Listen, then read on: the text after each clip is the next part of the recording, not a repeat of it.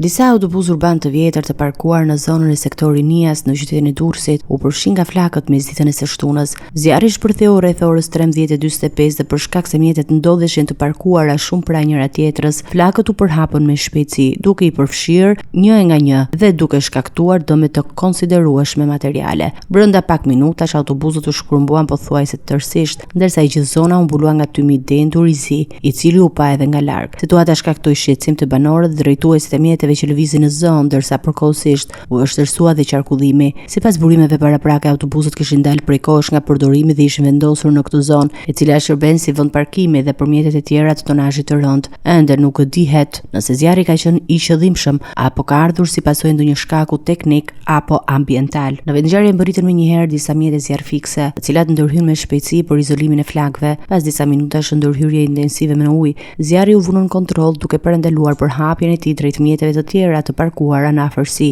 Ndërkohë, forca të shumta policie ndodhen në zonë edhe ka nisur hetimet për zbardhjen e plotë të rrethanave të ngjarjes, si dhe përcaktimin e shkaqeve që çuan në rrënjën e zjarrit.